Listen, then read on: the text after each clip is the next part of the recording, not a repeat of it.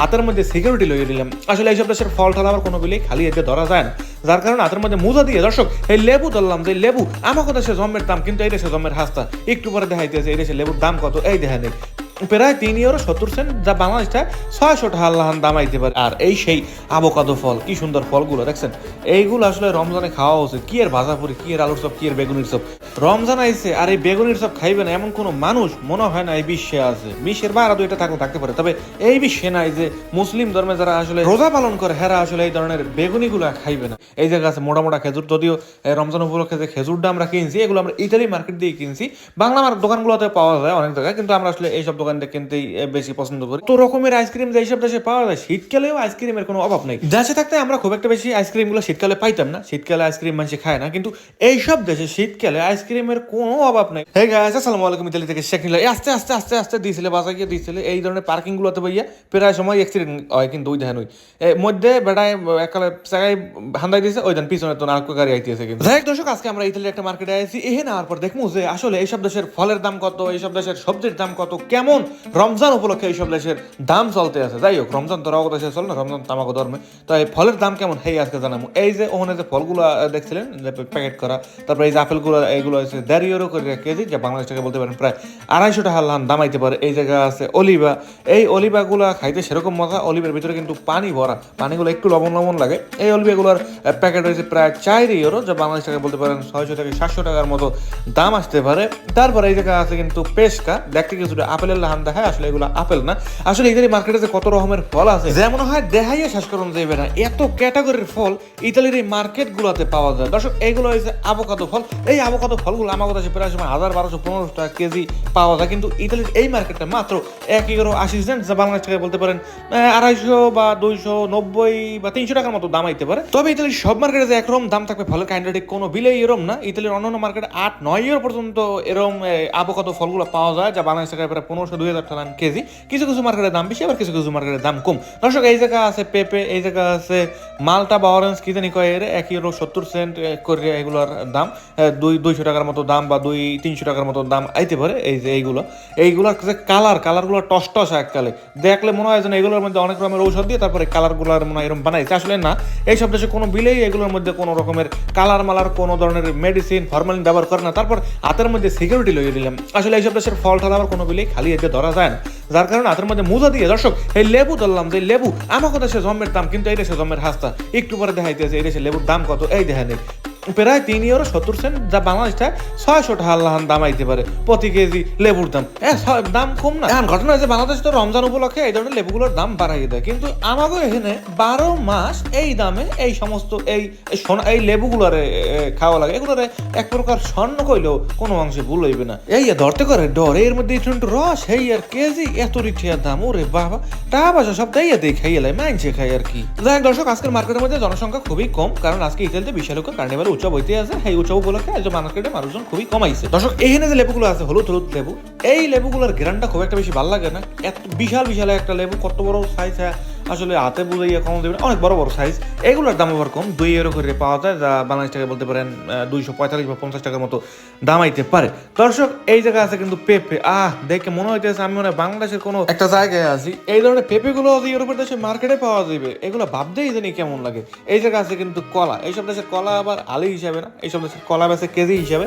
এই জায়গা প্রতি কেজি কলার দাম আইতে পারে প্রায় 2 ইউরো। না একেবারেই দুঃখিত, পাশে লেখা আছে 1 ইউরো 39 সেন্ট করে, যা বাংলাদেশ টাকা বলতে পারেন প্রায় 200 টাকার মতো দাম আসতে পারে। আর এই সেই আবোকাদো ফল, কি সুন্দর ফলগুলো দেখছেন, এইগুলো আসলে রমজানে খাওয়া উচিত। কি এর ভাজাপুরি, কি এর আলুর চপ, কি এর বেগুনির চপ, ওই সমস্ত জিনিসের খাওয়ানোর তো এই আর একটা খাওয়ান এককালে অনেক ভালো। এই যে আবোকাদো একদম স্পষ্টভাবে লেখা আছে 1 ইউরো 80 সেন্ট করে এগুলো পাওয়া যায়।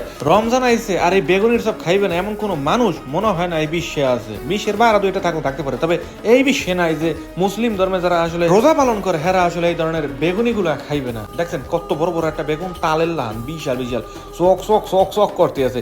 পাশে আছে কালা বেগুন।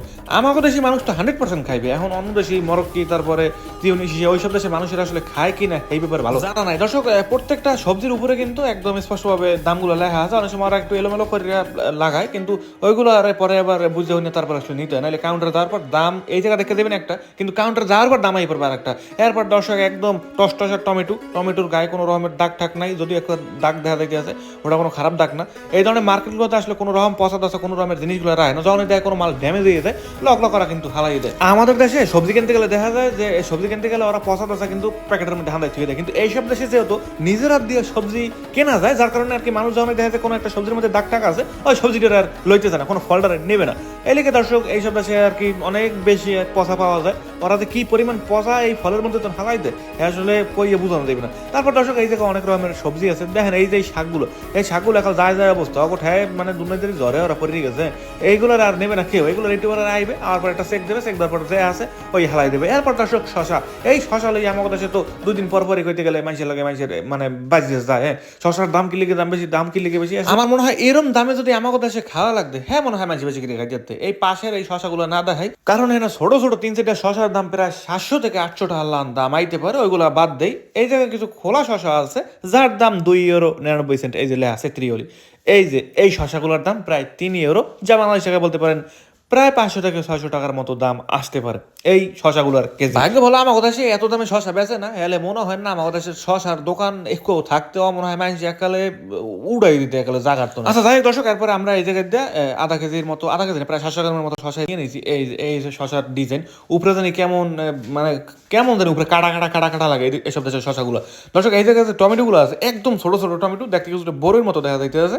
প্রায় 2-2.5 ইউরোর মধ্যে এই ধরনের টমেটোগুলো পাওয়া যায়। দর্শক এতক্ষণ যা দেখছি এখন এমন কিছু জিনিস, এই জিনিসগুলো দেখলে মনে হয় আমি কোনো আরবের দেশে আছি। এই দেন চারিদিকে খেজুরের কোনো অভাব নেই। এই ফলটার নাম জানি কি, ফলটার নাম গেছি বুঝলে, হারে কি জানি একটা ফলের নাম কয় এটারে। যাই হোক দর্শক, এই জায়গায় কিন্তু অনেক রকমের ফল কিন্তু আছে, হুগান্যা মুগান্যা অনেক রকমের জিনিস আছে, হ্যাঁ, যেগুলো শরীরের লেগে অনেক বেশি উপকারী। এই জায়গায় আছে মোটা খেজুর, যদিও রমজান উপলক্ষে যে খেজুরটা আমরা কিনছি এগুলো আমরা ইতালি মার্কেট দিয়ে কিনছি, বাংলা দোকানগুলোতে পাওয়া যায় অনেক জায়গায়, কিন্তু আমরা আসলে এইসব দোকান থেকে কিনতেই বেশি পছন্দ করি। এইসব দোকানের খেজুর আইটেমগুলো মনে হয় বেশি বাংলা দোকানগুলোর চাইতে। এই জায়গায় অনেক রকমের খেজুর আছে, প্রায় 8-10-15 ইউরো পর্যন্ত একটা খেজুরের দাম আছে। উপরে এমনভাবে দামগুলো লেখা, এর দাম বাইর করা খুবই কষ্ট হয়ে গেছে। তারপর দর্শক ওই জায়গার জন্য আমরা শেষ করে এবার আমরা সামনের দিকে যাইতে আছি। একটা মায়োনেজ কেনা লাগবে, কিন্তু যেই জায়গায় মায়োনেজটা আগে রাখতো সেই জায়গায় আর মায়োনেজটা পাইতেছি না, রাখলো কই হ্যাঁ হইতে না। এরপরে আইসক্রিমের গলির সামনে দিয়ে যাইতে আছি। কত রকমের আইসক্রিম যেসব দেশে পাওয়া যায়, শীতকালেও আইসক্রিমের কোনো অভাব নেই। দেশে থাকতে আমরা খুব একটা বেশি আইসক্রিমগুলো শীতকালে পাইতাম না, শীতকালে আইসক্রিম মানুষ খায় না, কিন্তু এইসব দেশে শীতকালে আইসক্রিমের কোনো অভাব নাই, ওরে বাবা রে। আর এইসব দেশের আইসক্রিমের দাম খুব একটা বেশি হয় না, তবে কিছু কিছু মার্কেট আছে আইসক্রিম 5-7-10 অর্থাৎ 2-3 হাজার টাকা পর্যন্ত এক একটা আইসক্রিমের দাম আছে। এই মার্কেটে আইসক্রিমের দাম খুব একটা বেশি না, 2-3 ইউরোর মধ্যে আইসক্রিমগুলো পাওয়া যায়, বা বাংলাদেশ টাকা বলতে পারেন 600 থেকে 700 টাকার মধ্যে পাওয়া যায়। এই জায়গায় একটা ম্যাঙ্গোর আইসক্রিম আছে, আইসক্রিমটা খাইতে সেই রকম পরিমাণে মজা, বোঝেন তো, ম্যাঙ্গো যেখানে দেওয়া আছে সেখানে স্বাদ না হইয়া থাকতে পারে।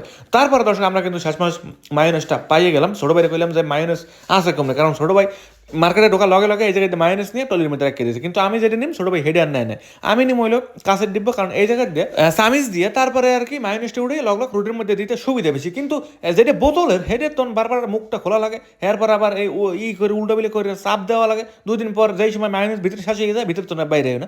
আরেকবারটা নিয়েছিলাম, নিয়ে খুব বেশি একটা শান্তি মতো ব্যবহার করতে পারিনি, এদিকে ভাবলাম যে এবার নিমু হইলো ওই বাটারটা, যেটা তো খালি ক্রিমের লান উড়ানো যায়। দর্শক এই জায়গায় কিন্তু সরিষার সসও কিন্তু পাওয়া যায়। আসলে এই মায়োনেজগুলো দিয়ে এই যে তন্ন আছে, এই যে এগুলোর মধ্যে কিন্তু বাড়া মাছ, এই সস, তারপরে ক্যাচাপ যেটা লাল সস, তারপরে হইলো এই মাছ, তারপর রুটি, এগুলো দিয়ে একটা স্যান্ডউইচ বানাইলে সেই রকম পরিমাণে মজা হয়। এগুলো বানানোর লেগে আর কি এই মায়োনেজটা নেওয়া হয়েছে। ছোট ভাই এই দেন আগেই একটা মায়োনেজ আইনে রাখতে দিয়েছে, এই যে এই রুটিগুলো দিয়ে খাইতে সবচেয়ে বেশি মজা।